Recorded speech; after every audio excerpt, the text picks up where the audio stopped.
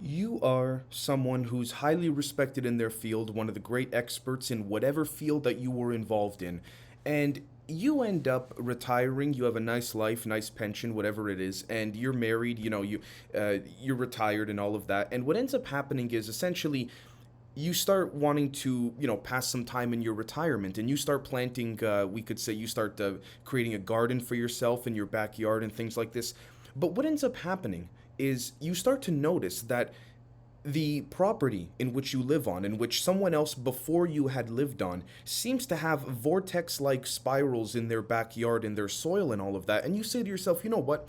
I'm going to try and follow the structure of these spirals, and I'm going to place copper spirals around this certain parts of the soil, and then I'm not going to around other parts. Now, some of you may know where I'm going with this, but with that said, what you end up doing is you end up realizing that after X amount of days, X amount of weeks, there is significantly greater, stronger, and healthier propagation and growth for the plants in which have these copper vortexes growing within them, so to speak, or around them, than the ones that don't. But not only that, we'll take it one step further.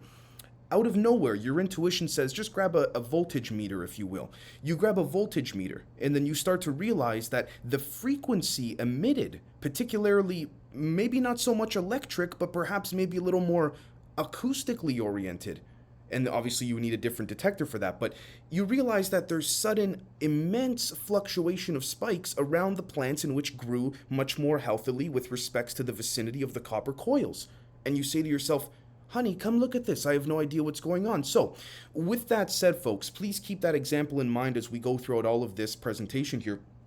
Welcome, folks, to another episode of Dave's My Emergency Broadcast series, and today's title is called Using Ether Noise to Induce Wave Genetic Formations, and then in brackets, Hermitian allometry, or allometry, excuse me, depending on how you pronounce it. Now, before we dive into that, for those that have not checked any of it out, please head to patreon.com/Generation Z. That's patreon.com/Generation Z. No capitals, no spaces or anything, because what you're about to see here, we dive into far, far more extensively on the Patreon and go far beyond that, whether it's propulsion, whether it's biophysics, whether it's consciousness, philosophy, you name it. We're trying to do our best to ensure that we have a nice myriad and plethora of all different categories covered, because ultimately one can make a strong argument. One is interpreting and understanding the same underlying processes and energies that are applied to all of those. So allow me for a moment, folks, to minimize my screen here for a minute, and we're going to dive right into it very, very simply. So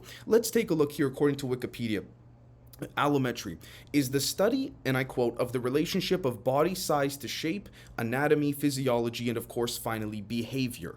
Right? We see here it is a well-known study, particularly in statistical shape analysis, for its theoretical developments, as well as in biology for practical applications for differential growth rates of the parts of a living organism's body, end quote. Now, immediately we start to go into something called asymmetry, right? Not symmetric, but asymmetric, and we're going to get into that very shortly. Now, let's take a look for a moment. Let's search up symmetry versus asymmetry here, right? Let's see.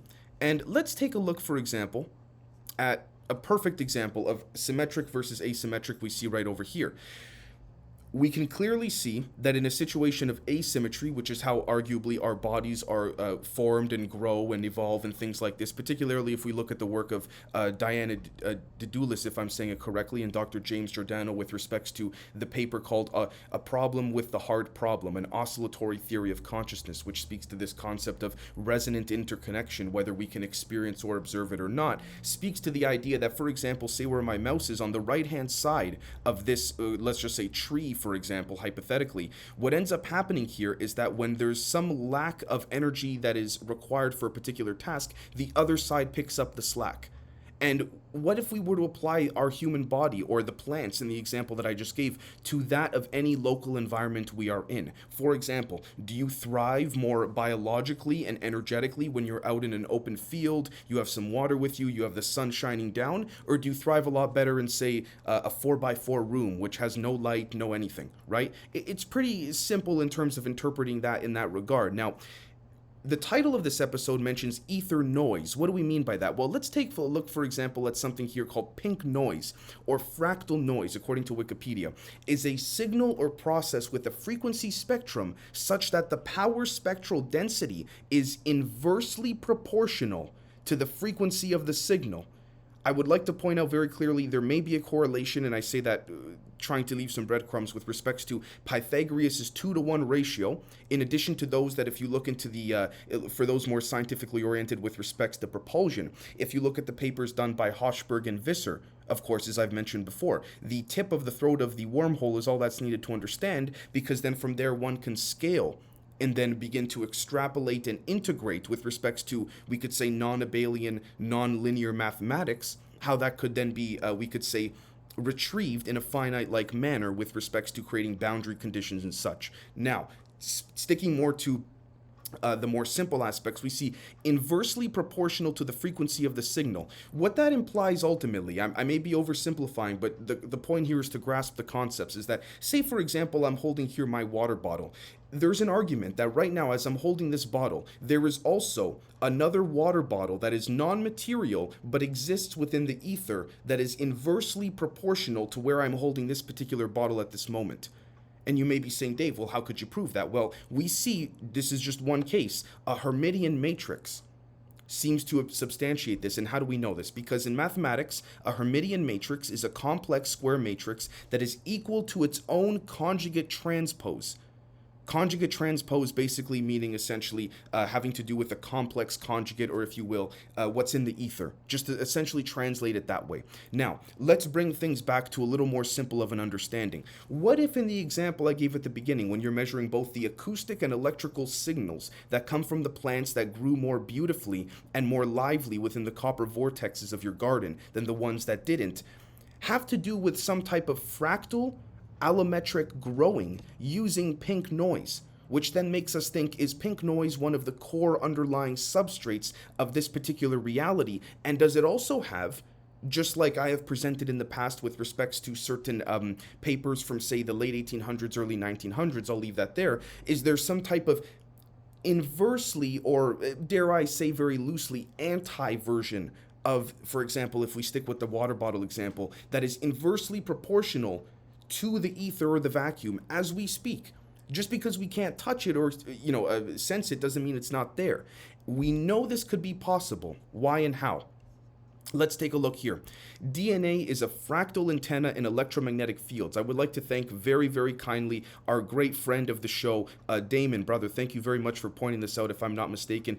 And if anyone else did, please forgive me. But as I understand, it was Damon at the time that pointed this out with respects to the overall concept of how, again, our we could say our aura, we could say our bioresonance in which we emit fractals and ripples, which could give feasibility to the concept of manifestation in a positive regard.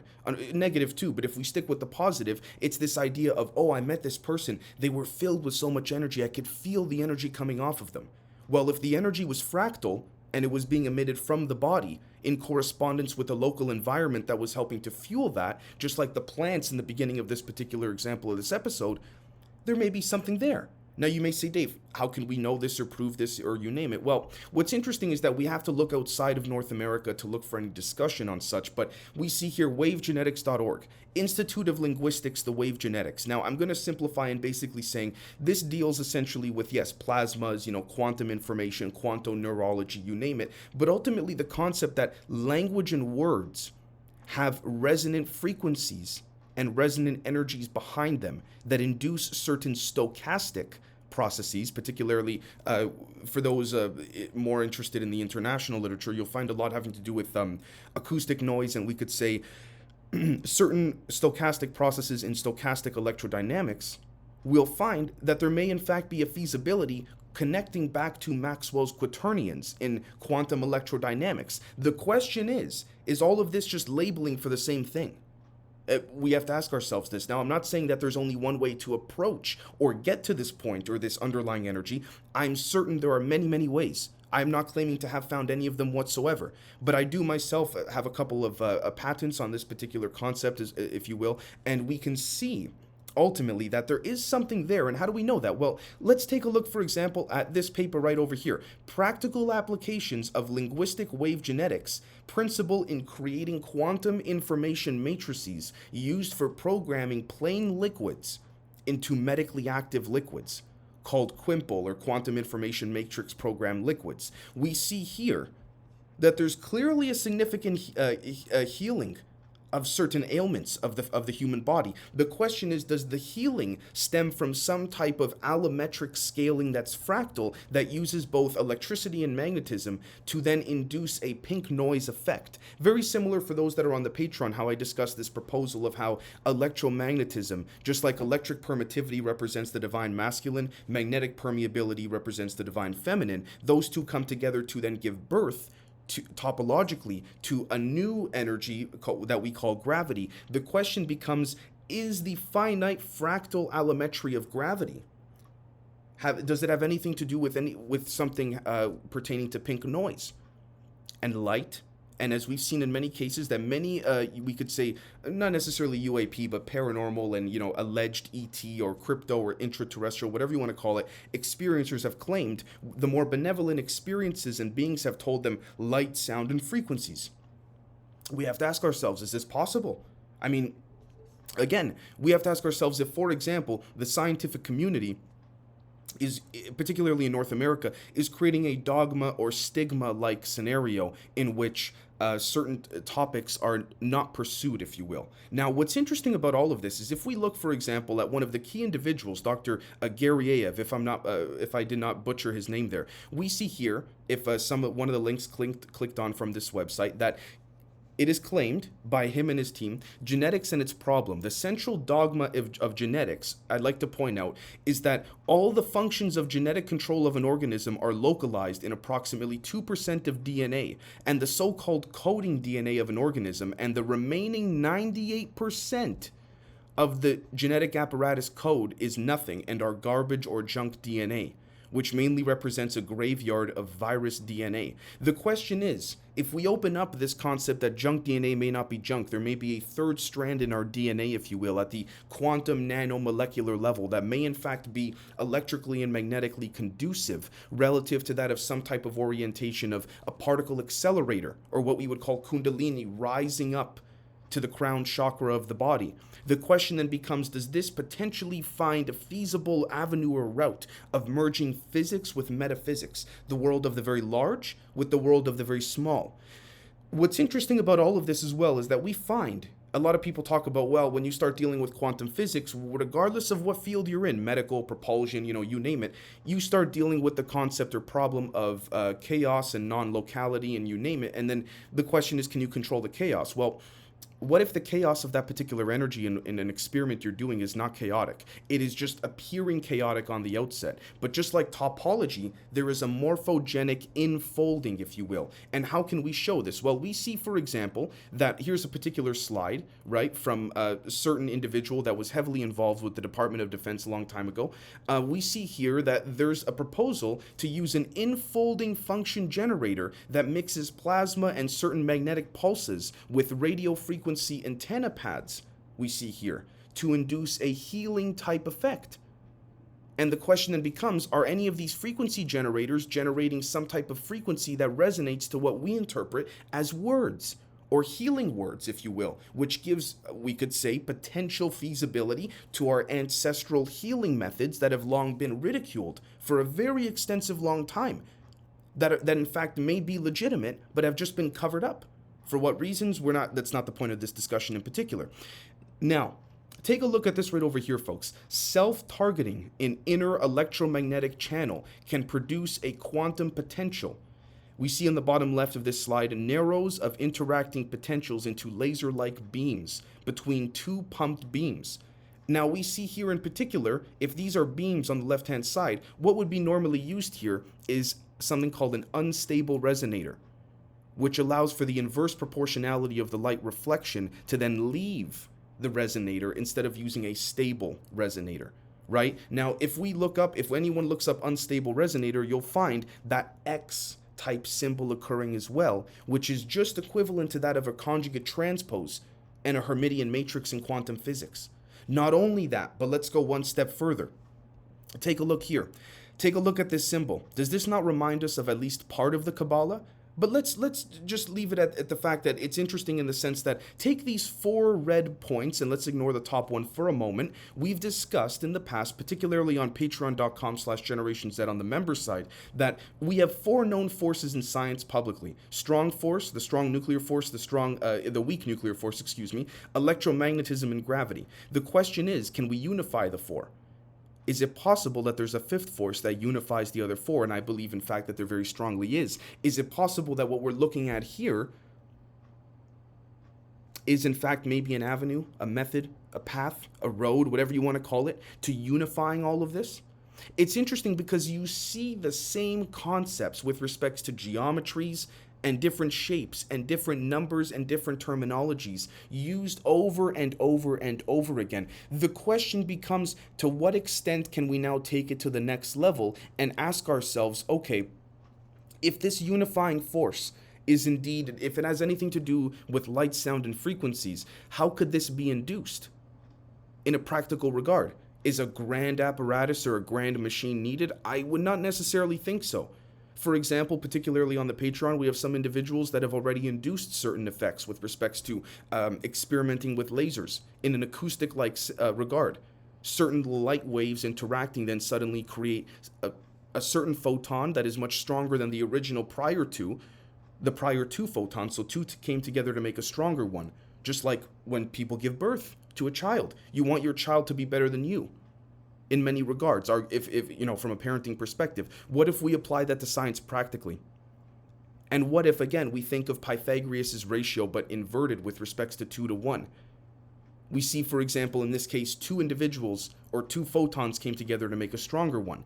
In other cases, just like in the symbol on the right-hand side here, one unifying force, arguably and allegedly, just to be careful with my words, then creates 2 from it. And from the 2, there would then be 4 created. So regardless of which way you look at it, there's always an approach that could be taken with respects to some type of energetic insertion and interpretation, whether it's magnetism, electricity, or acoustic resonance. So with that said, folks, I did not intend for this particular recording or episode to be super long. The overall idea or concept in general is to basically give you folks an idea having to do with essentially what I've said in the Zoom calls as well, which is, say, for example, I have this water bottle here, and say I cover half the bottle, and then I say, guys, take a look at this water bottle. Isn't it a great bottle? Let's explore it. Let's learn about it. But the moment anyone says to me, hey, Dave, what about the bottom half of your hand covering the bottle? I go, no, there's no bottle there. Just because my hand is there doesn't mean the bottle's there. And then you start to ask, well, why don't you move your hand? And instead of explaining why I won't remove my hand from the bottom part of the bottle, I start attacking you and calling you names. You see, what I just described right there is what one could argue is happening in science, at least in public academia with respects to dogma. We're only looking at this part. I'm not saying to believe in this part, but to be open to the fact that there may be another part there. So, with that said, folks, thank you so very much, and we'll catch all of you very, very soon. Cheers.